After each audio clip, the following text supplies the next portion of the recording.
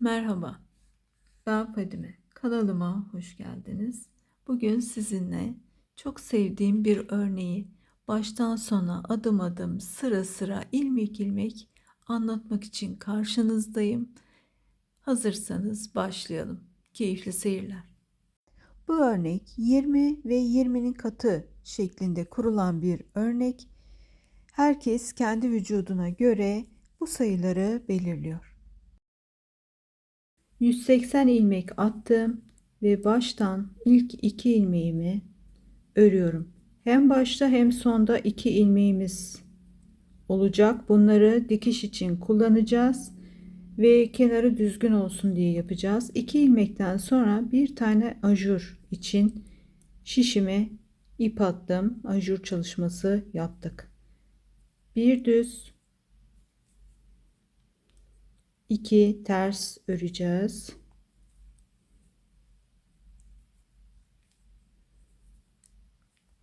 Tekrar düz.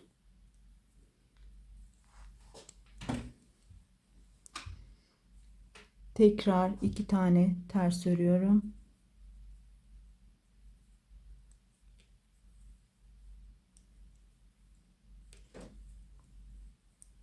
Düz bir tane, 2 tane ters.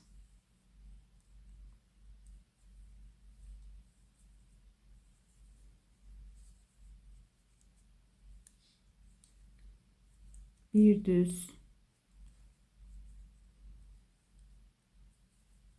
2 ters.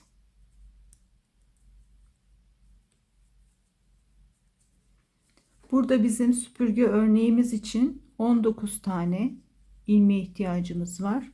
19 ilmeği de bir düz 2 ters şeklinde birinci sırada örüyoruz. Şimdi sayayım ben. Şu başta 2 tane ilmeğimiz düzgün olsun diye bıraktığımız ilmeğimiz, bir tane ajur için attığımız ipimiz var. 1 2 3 4 5 6 7 8 9 10 11 12 13. Tekrar düz yapıyorum. Bir tane, 2 tane ters,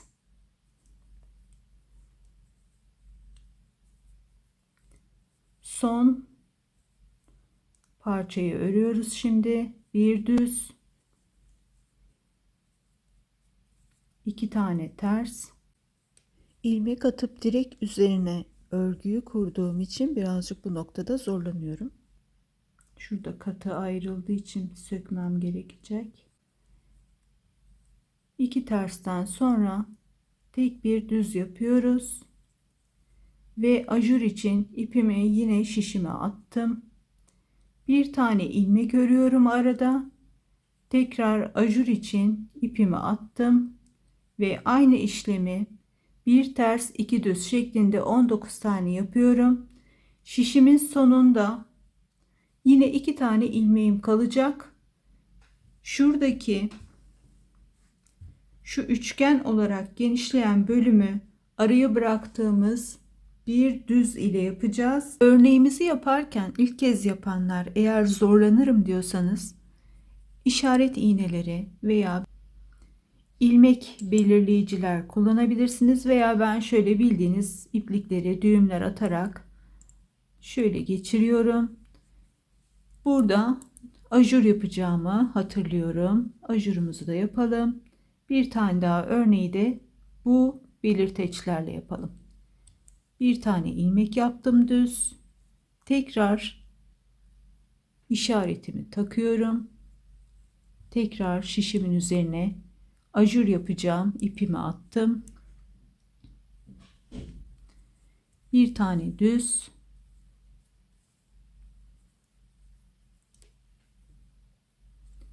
2 tane ters,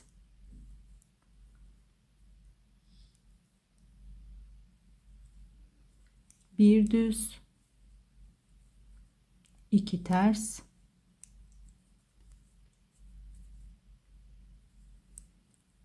bir düz, 2 ters, tekrar bir düz. 7 tane düzümüz var. Aralarda 2 tane terslerimiz var. Tekrar 2 ters yapıyoruz şimdi.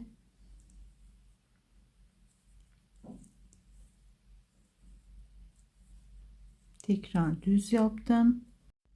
2 düz yapıyorum. Tekrar bir düz. 2 tane ters.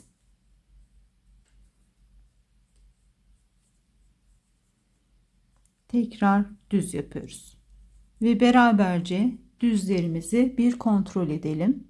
Şurada ajurlarımız vardı. Hemen peşinden bir düzümüz vardı.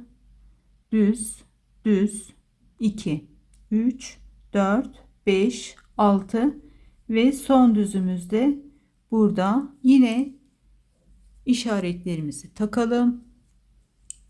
Arada bir tane düzümüz olacak.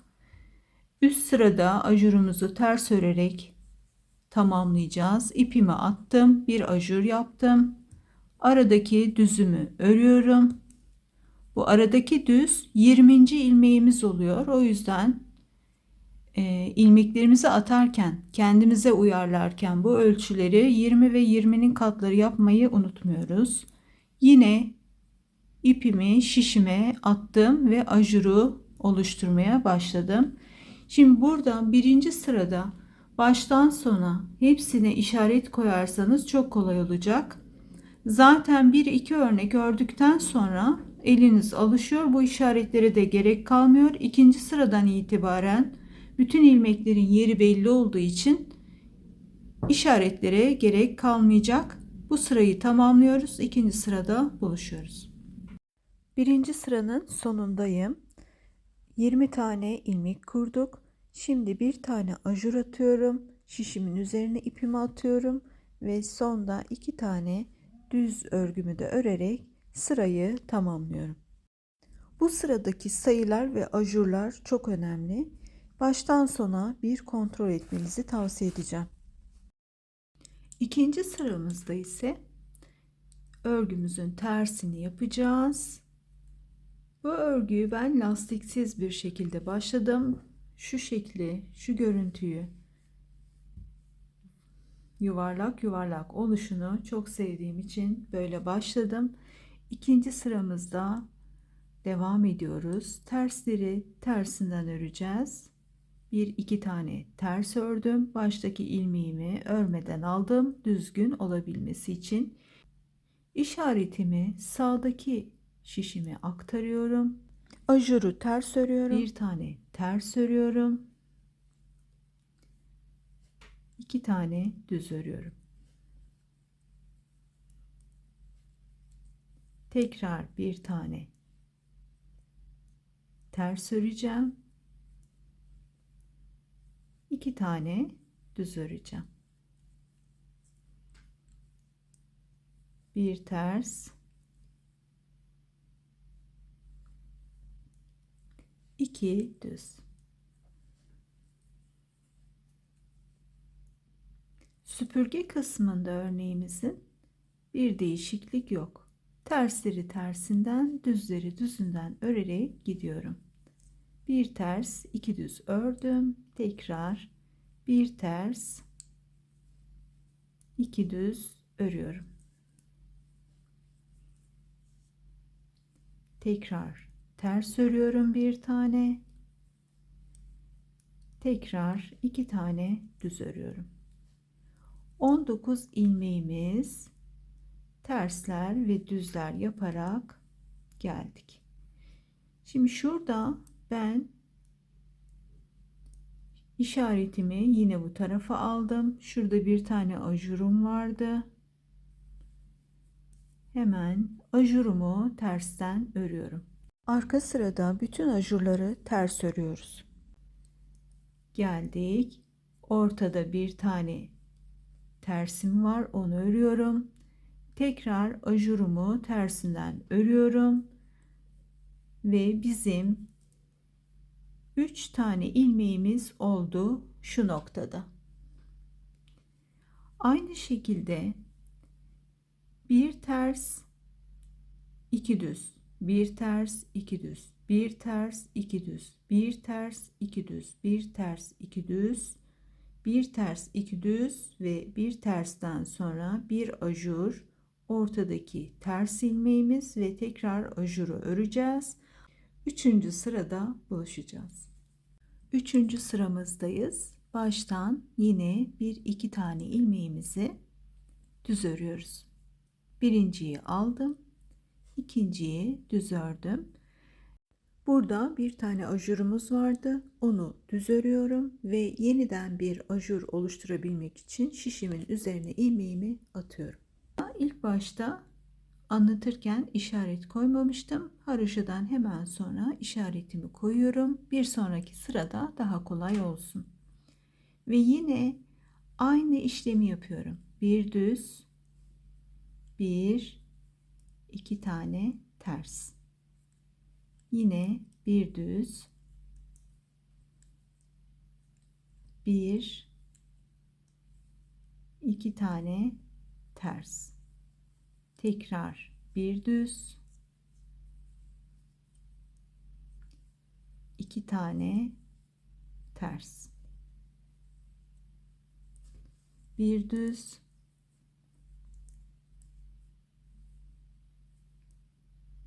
iki tane,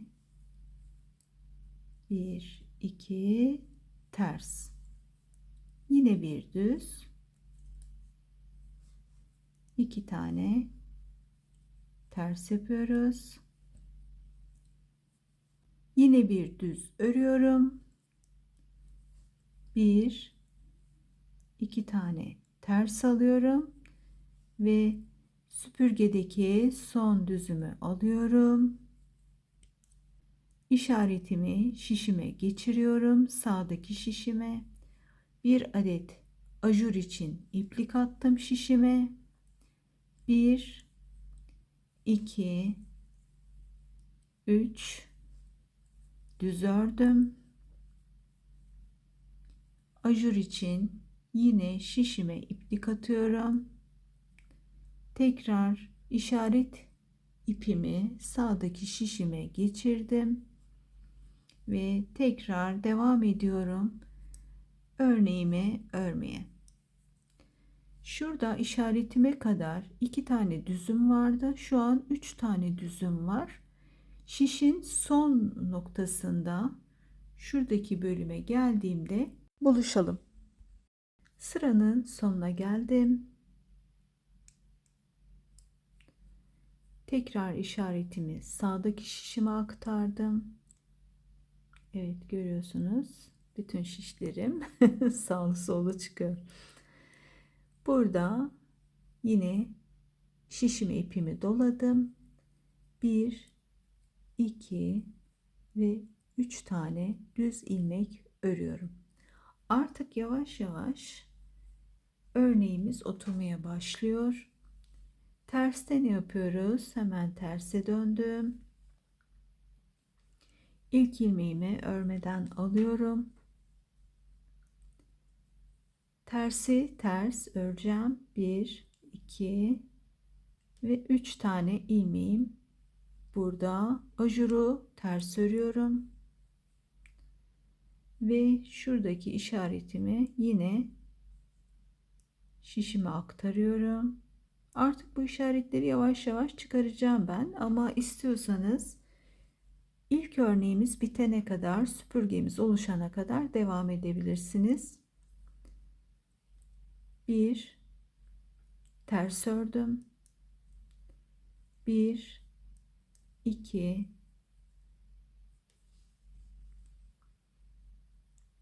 şurada ajurumu da ördüğümde 4 tane ters örmüş oldum. Bir tane ters tekrar ördüm. 2 tane düz ördüm. 1 ters ördüm. 2 düz ördüm. Bir ters.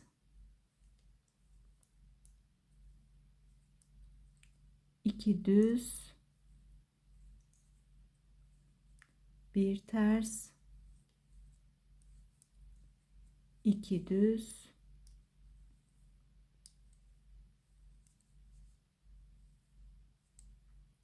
bir ters, 2 düz,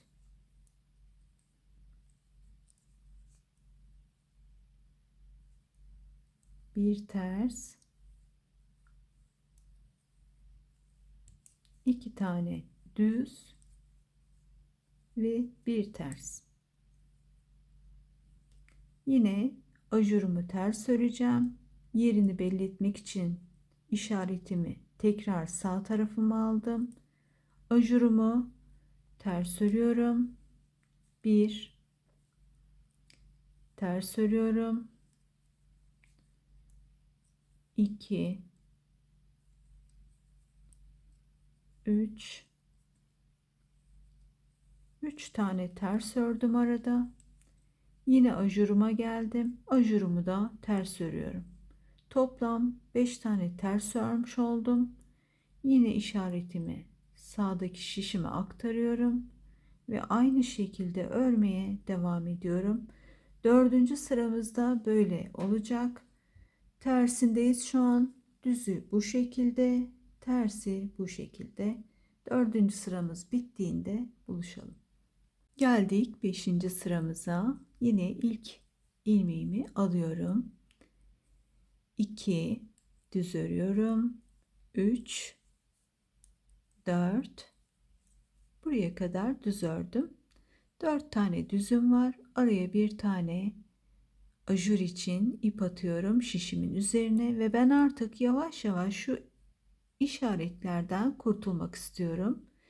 Ama istiyorsanız örnek boyunca, hatta istiyorsanız bu yelek boyunca da devam edebilirsiniz. Ben artık ikinci parçayı ördüğüm için elim bayağı alıştı. O yüzden devam etmeyeceğim. Dördüncü düz ilmeğimden sonra ajurumu attım ve başlıyorum yine süpürge kısmındaki bölüme. Bir düz ördüm. 2 ters örüyorum. Bir düz örüyorum. 2 ters örüyorum.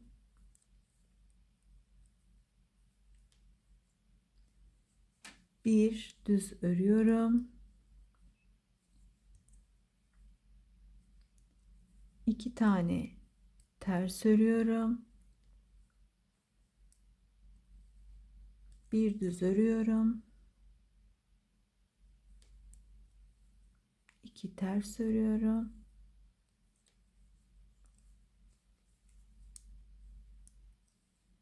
Bir düz, 2 ters, bir düz, 2 ters, bir düz. Bu bölüm aynen devam ediyor ve yine geldik ajur bölümüne. Burada ben ipimi yine çıkaracağım artık. Burada yine ip atıyorum şişimin üzerine. Ajur için başlangıcımı yapıyorum. 1, 2, 3, 4, 5 tane düz örüyorum. İşaretimi yine çıkarıyorum. İster şişinizi alın, ister benim gibi çıkararak devam edebilirsiniz. Yine ajur için ilk ipimi şişime sardım. Ve yine devam ediyorum örmeye. Şu an böyle bir görüntümüz var. Şurada görüyorsunuz. 1, 2, 3. ajuruma geldim.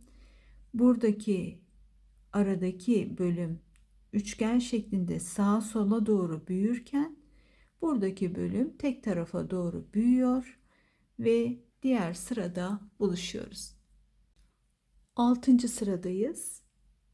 İlk ilmeğimi alıyorum.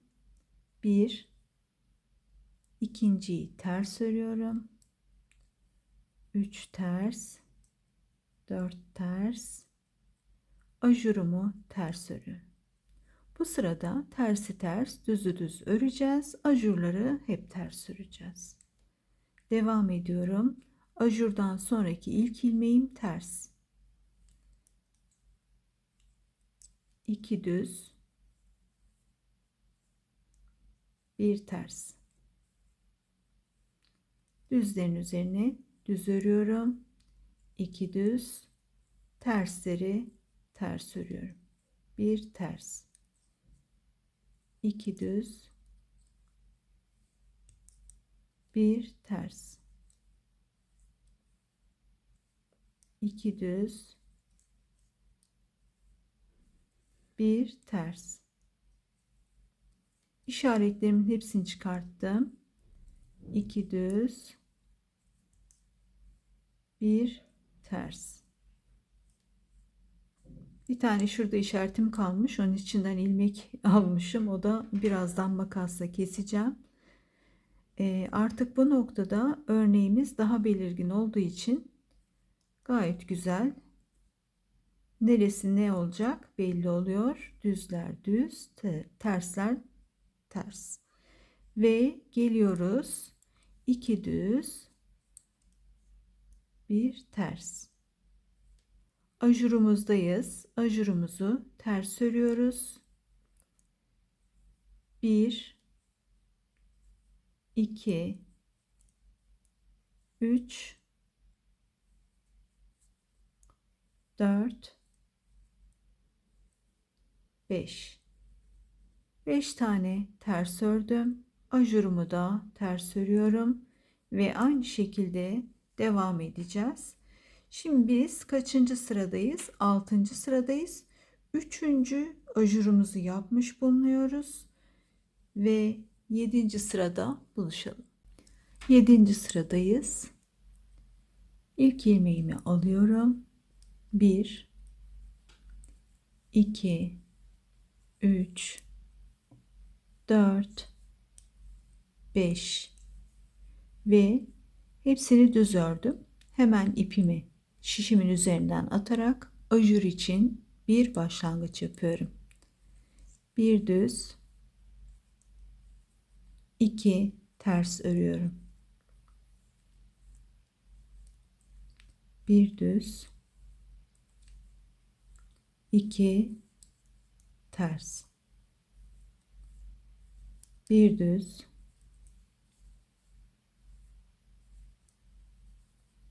2 ters.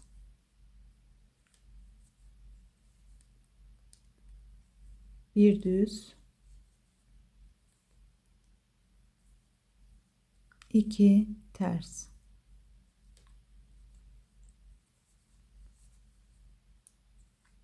Bir düz,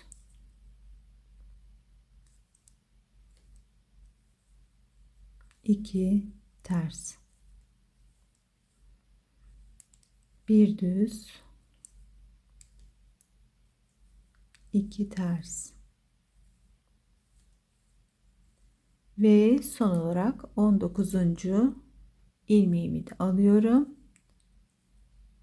düz olarak ve ajur için ilmeğimi, daha doğrusu ipimi şişimin üzerine atıyorum. 1 2 3 4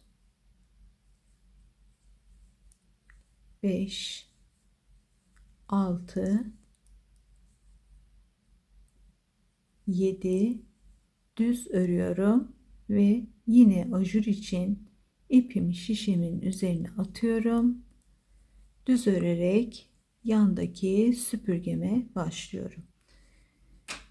Bu bölümde böyleydi. Bir sonraki sırada 8. sıramızda buluşuyoruz.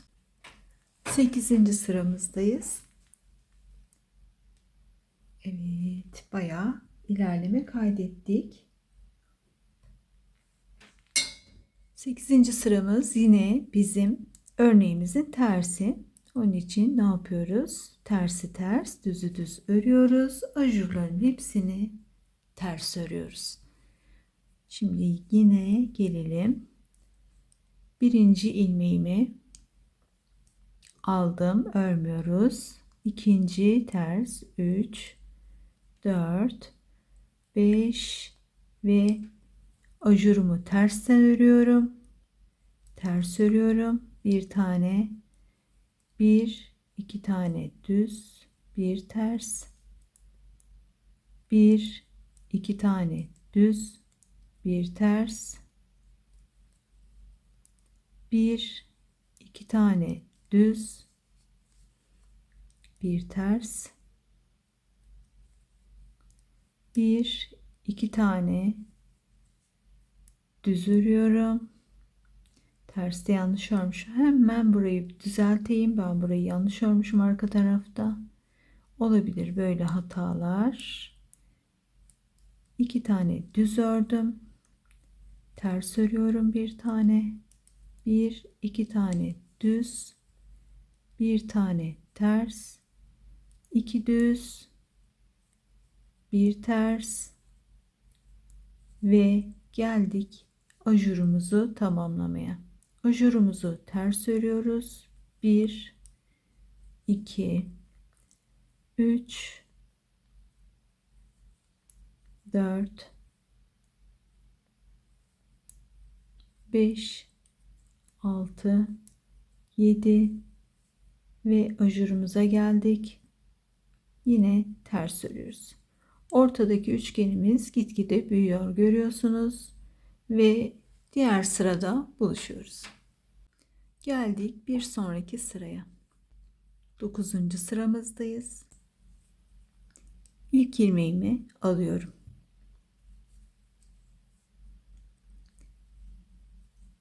İkinciyi düz, üçüncüyü düz, dördüncü düz, 5 düz, 6 düz ve bir tane ipi şişime atarak haroşanın başlangıcını yapıyorum. Bir tane düz örüyorum. 2 tane tersimiz vardı aralarda. Bu terslerin ikisini bu sırada birlikte örerek tersinden eksiltiyorum. Bir tersimiz oluyor. Bir düz, 2 tersi birlikte alarak bir ters örüyorum. Bir düz, 2 tersi birlikte al, bir ters.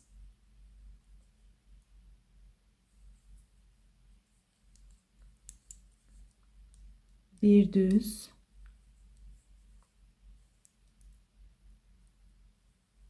bir ters. 2 düzü, pardon, 2 tersi birlikte aldım, bir ters. Bir düz, yine 2 tersi birlikte alarak bir ters örüyorum. Bir düz ve yine 2 tersi birlikte alıyorum ve tersinden bir ters örüyorum. Tekrar düz.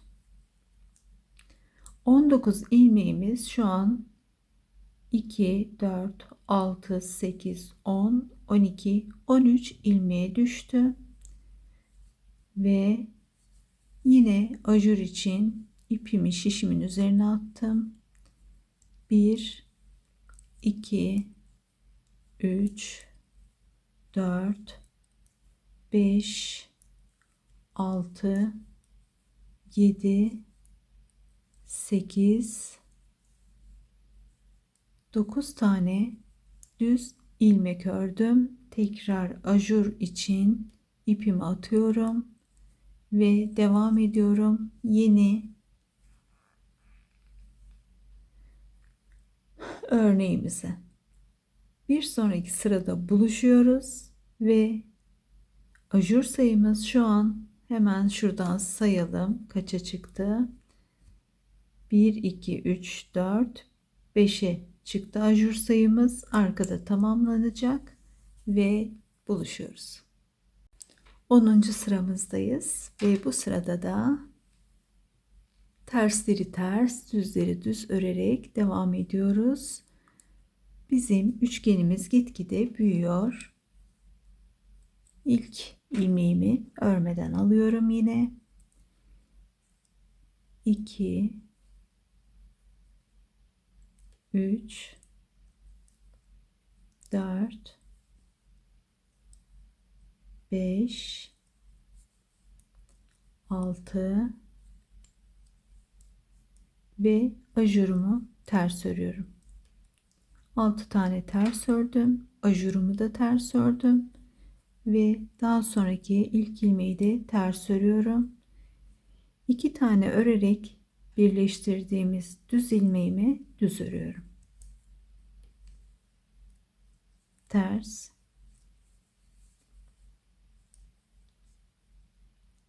düz. Bir ters, bir düz. Bir ters, bir düz. Bir ters,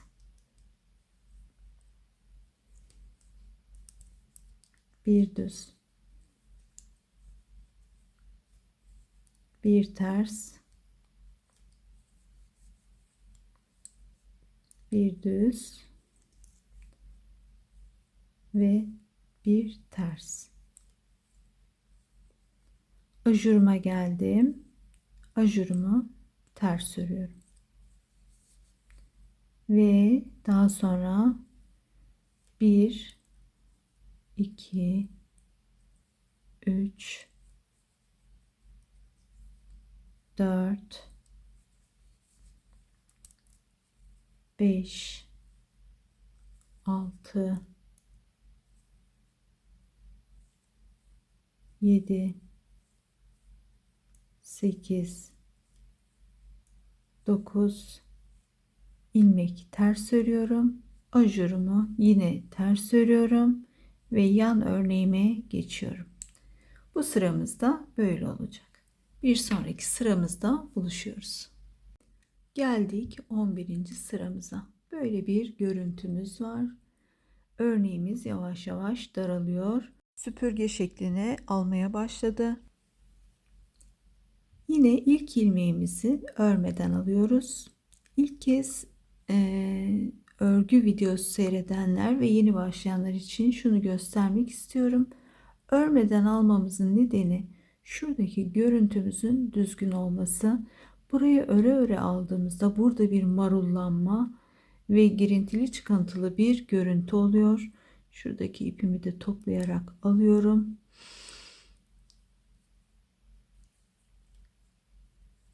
Bir, 2, 3, 4, 5, 6 tane düz ördüm. 2, 4, 6, 7. Baştaki ile beraber 7 tane düz ördüm. Burada yine ajur için ipimi şişimin üzerine attım. Ve artık süpürgemizi iyice topluyoruz. Bir düz bir ters ilmeğimizi ikisini birden alarak örüyorum. Arkadaki de aynı şekilde yapacağım. Düzü ve tersi topluyorum. Tek bir şekilde düz örüyorum. Düzü ve tersi topluyorum. Tek bir ilmek olarak düz örüyorum. 1, 2, 3 tane düz ilmeğim oldu. Ortadaki düz ilmeğimi tek başına düz örüyorum. Ve burada artık tersinden toplayacağız. Şuradaki ilmeğimin yönünü düzeltiyorum.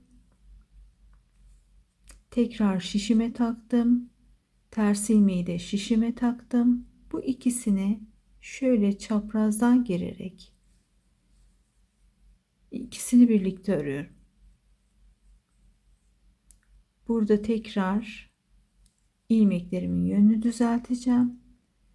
Şu düz ilmeğimin örüş şeklimden dolayı yönünü düzeltiyorum.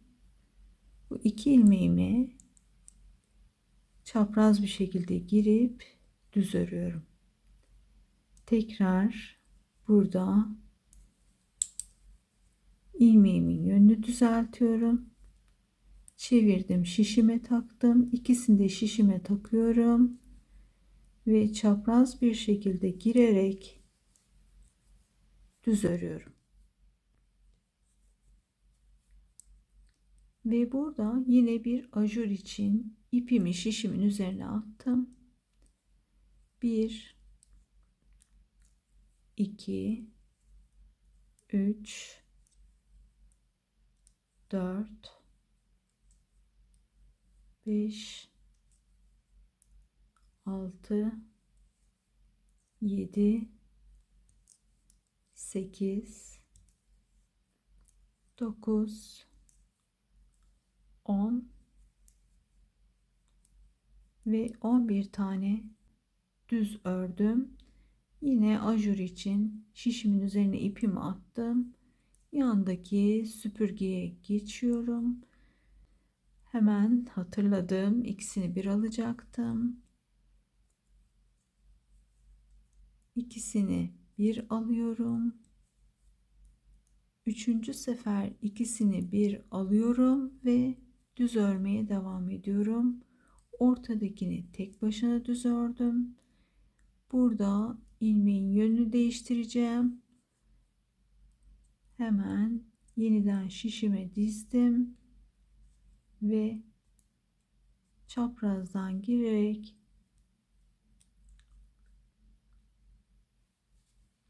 düz örüyorum.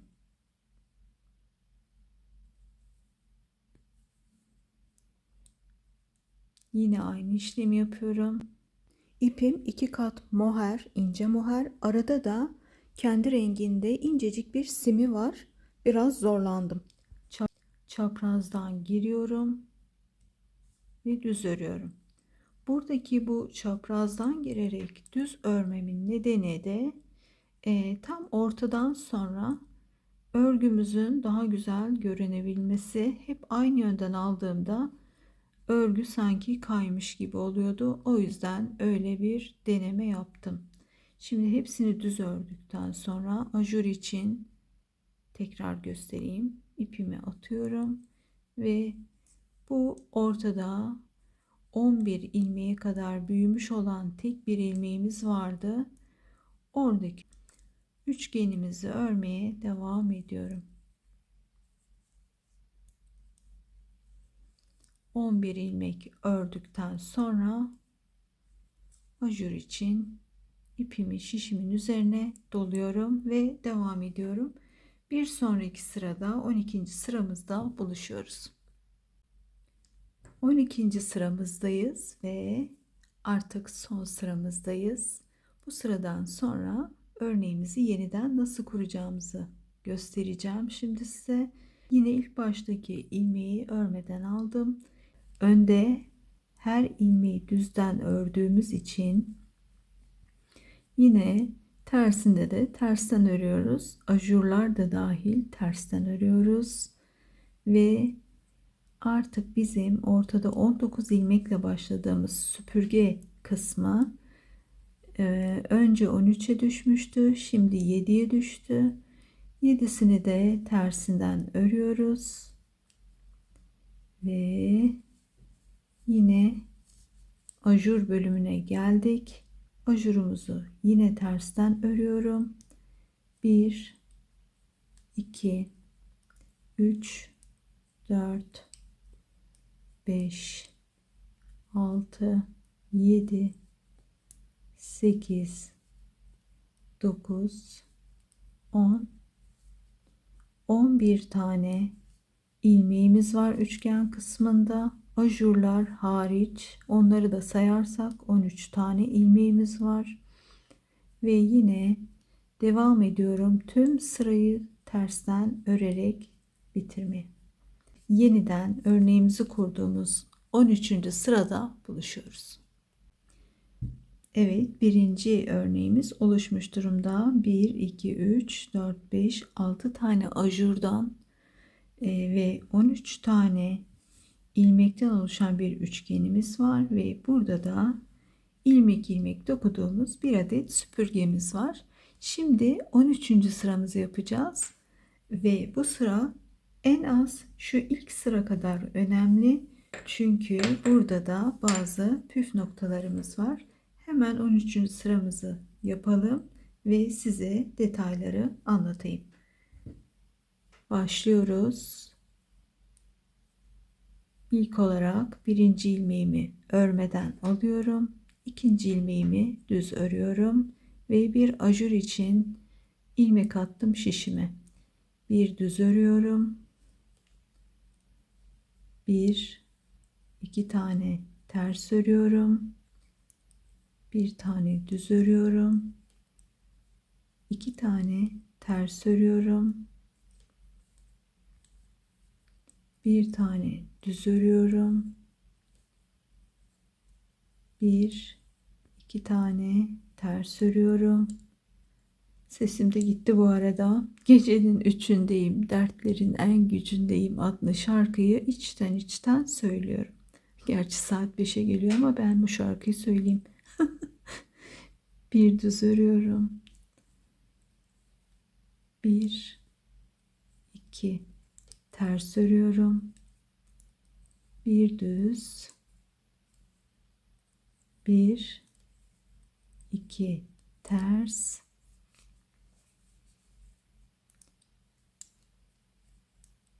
Bir düz. Bir, iki, ters ve bir düz örüyorum. Ajur için ipimi şişime attım ve bir tane düz örüyorum. Tekrar bir ajur için çalışma yaptım. İpimi şişime attım ve yan süpürgeme geçiyorum. Bir düz, iki ters, bir düz, iki ters şeklinde ilerliyorum. Püf noktamızdan bahsedecek olursam da baştaki iki tane ilmeğimizi unutmuyoruz. Her sırada ajurlarımıza çok dikkat ediyoruz ve şu en ortadaki ilmeğim var ya, benim düz sütun şeklinde çıkan 7 tane sütunumuz var. Ortadaki dümdüz çıkan, yine onun tam ortasında, tam tepesinde düz ilmeğimiz devam edecek. Buraya ters gelmeyecek. Buna da dikkat ediyoruz ve şu en ortadaki tek yapmış olduğumuz iki ajurun arasındaki tek düz ilmeğimizin tam orta noktasında yine aynı hizada tek düz ilmeğimiz olacak. İki yanda ajur olacak. Bunları hep dikkat ede gidersek örneğimiz çok güzel oturur ve böyle güzel bir süpürge örnekli güzel bir örgümüz olur ve bu örgü gerçekten çok sevilen, çok güzel bir örgü. Yeni bir örgü değil. Bunun büyüğünü, küçüğünü, her türlüsünü gördüm. Ben de yaklaşık bir kaç yıl oluyor? 33 yıl, 34 yıl önce bu rengin birazcık koyusundan, biraz incesinden, ince 2,5-3 numara şiş ile çeyizime bluz örmüştüm. Yuvarlak yakalı, düşük kollu bir bluzdu. Yıllar sonra yine pembe ipten, yine süpürge örnekli bir örgü örüyorum. Bu sefer farklı bir örgü örüyorum. Bu bir yelek olacak ve dilerim beğenmişsinizdir. İşinize yarayan bir model olmuştur. Çok teşekkür ediyorum. Hoşça kalın.